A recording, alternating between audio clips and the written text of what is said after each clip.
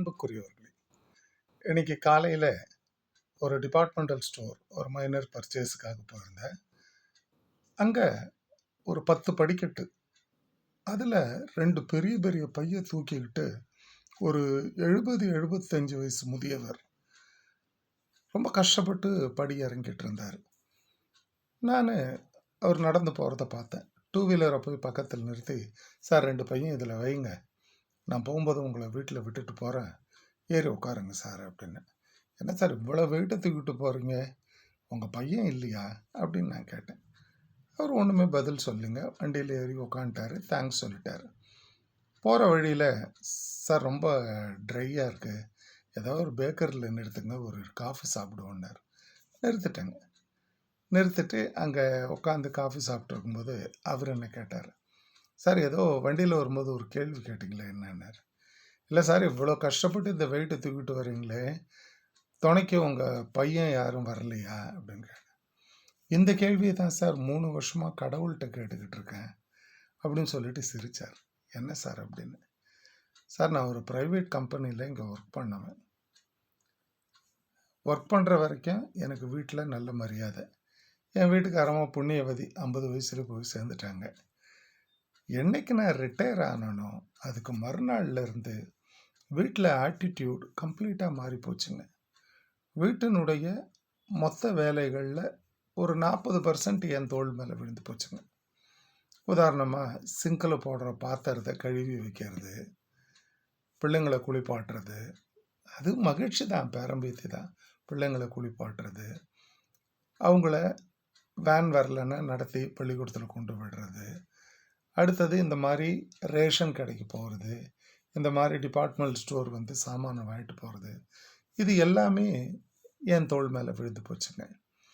இதில் ஏதாவது ஒரு வேலையை செய்யலை அப்படின்னா என் மருமக சொல்கிறா, என் பிள்ளைக்கு குடிக்கிற பழக்கம் உண்டுங்க. காலையில் ஃப்ரெஷ்ஷாக போகிறவன் சாயங்காலம் ஃபுல் குடியில் தான் வருவான். அவங்ககிட்ட எல்லாத்தையும் பொல்லாத்தையும் சொல்லி உன்னை கழுத்தை பிடிச்சி வெளியே தள்ள வச்சிருவேன் அப்படின்னு என் மருமக என்னை மிரட்டுறாங்க.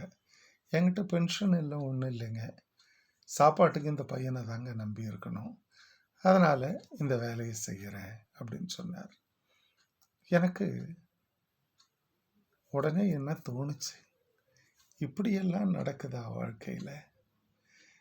வீட்டில் ஒரு பெரியவர்கள் அப்பாவோ அம்மாவோ இருக்கிறது இறைவன் கொடுத்த வரம்னு நினைக்கணும் சார், இல்லைங்களா? அவர்களுடைய அனுபவம் நமக்கு வாழ்க்கையில் எவ்வளவு உதவியாக இருக்கும். இப்போ எப்படியெல்லாம் பெற்றோர்கள் ஏமாற்றப்படுகிறார்கள் அப்படிங்கிறதுக்கு இது ஒரு உதாரணம். இதே மாதிரிங்க, எனக்கு தெரிஞ்சு ஒரு முதியோர் இல்லம் ஒன்று இருக்குங்க. அதை ஒருத்தர் நடத்திக்கிட்டு வர்றாருங்க. அவர்கிட்ட எப்படின்னா, மாதம் மாதம் அங்கே சேர்க்கப்படுகின்ற முதியவர்களுக்கு உரிய சாப்பாடுக்கு பணம் கொடுத்தோம். பணம் கொடுக்குறவங்களுக்கு நல்ல கவனிப்பு இருக்குங்க. பணம் சரியாக கொடுக்காதவங்க, தவணை முறையில் செலுத்துகிறவங்களுக்கு அதுக்குரிய மரியாதை இருக்கும். இந்த 10ஆம் தேதி போல் ஒரு 6-7 முதியவர்கள் ரோட்டில் திரியுவாங்க அந்த முதியோர் இல்லத்திலேருந்து. நான் கேட்குறது உண்டு, என்ன சார் இது வெளியே திரியிறீங்க அப்படின்னு.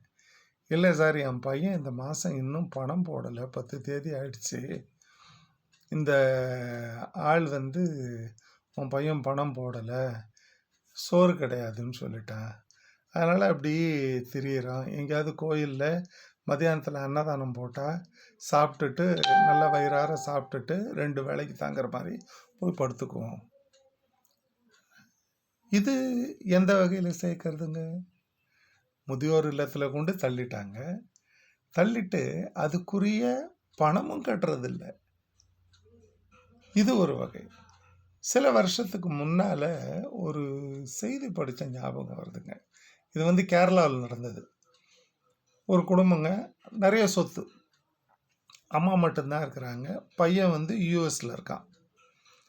யூஎஸில் செட்டில் ஆகிட்டாங்க, மனைவி ஒரு பிள்ளை இதோடு செட்டில் ஆகிட்டாங்க. ஒரு 5-6 வருஷம் வரலைங்க, எப்போயாவது ஃபோனில் பேசுவோம். ஒரு 5-6 வருஷம் கழித்து வீட்டுக்கு வரான். வந்தவன் அம்மாக்கிட்ட ரொம்ப அனுசரணையாக பேசுகிறான், அன்பாக இருக்கிறான். ஒரு 10 நாள் கழித்து என்ன சொன்னான், அம்மா ஏம்மா நீ இங்கே கிடந்து அல்லல் போட்டுக்கிட்டு இருக்க, எனக்கு ஒரே புள்ள, அந்த புள்ளைய பார்த்துக்கிறதுக்கு எனக்கு ஆள் இல்லை, உன் பேர புள்ள தானே, நீ அங்கே அமெரிக்கா வந்துரு, நீ வந்துட்டீன்னா எனக்கு எந்த குறையும் இருக்காது அப்படின்னு ரொம்ப கன்வின்ஸ் பண்ணிட்டான். இந்த அம்மாவுக்கு ஒன்றுமே புரியல. ஆஹா, கடைசியாக என் பிள்ளை வந்து என்னை அமெரிக்காவை கூப்பிட்டு போக போகிறானே அப்படின்ட்டு இந்த அம்மா என்ன பண்ணிடுச்சு, உடனே சரிடா போகலாம் அப்படின்ச்சு. என்னம்மா போகிறது, இங்கே இருக்க சொத்தெல்லாம் ஃபுல்லாக விற்று மொத்த பணத்தையும் பேங்க் அக்கௌண்ட்டில் போட்டுருவோம், போட்டுட்டு நம்ம போவோம் அப்படின்னு சொல்லிட்டு விற்கிறதுக்கு பத்திரங்களை நீட்டினான். இந்த அம்மா அமெரிக்கா போகிற சந்தோஷம், நீட்டின இடத்துலலாம் கையெழுத்து போட்டுருச்சுங்க. எல்லா சொத்தையும் விற்றான். ரொம்ப கேர்ஃபுல்லாக அவனுடைய அக்கௌண்ட்டில் எல்லா பணத்தையும் போட்டுக்கிட்டான். நோட் இட் டவுன், அவனுடைய அக்கௌண்ட்டில் எல்லா பணத்தையும் போட்டாங்க. போட்டுட்டு ஒரு நாள் என்ன பண்ணான், வாம்மா எல்லாம் அமெரிக்கா போகலான்ட்டு இந்த அம்மாவுக்கு புது புடவை வாங்கி கொடுத்து கட்ட வச்சு நேராக ஏர்போர்ட்டுக்கு கூப்பிட்டு போகிறாங்க. போய் உக்காரு, ஃப்ளைட் வரும்போது நான் சொல்கிறேன்ட்டு உள்ளே போனாங்க. போனவன் ஃப்ளைட் ஏறி அமெரிக்கா போயிட்டான். இந்த அம்மா அங்கேயே உட்காந்துருக்குதுங்க. இது எவ்வளோ பெரிய அப்புறாணின்னா, அமெரிக்கா போகிறதுக்கு பாஸ்போர்ட் கூட எடுக்கணும் அப்படின்னு தெரியாமல், பாஸ்போர்ட் கூட கிடையாது அந்த மாட்ட, அங்கேயோ உட்காந்துருந்து பார்த்துட்டு அன்னைக்கு சாயங்காலம் வரைக்கும் புள்ள ஏமாத்திட்டான். ஒரு பைசா கூட இல்லை, எல்லாத்தையும் வரிசை எடுத்துன்னு போயிட்டான். அந்த அம்மா அப்புறம் யாரோ ஒரு சொந்தக்காரங்க வீட்டில் போய் தங்கியிருந்து செத்து போச்சு.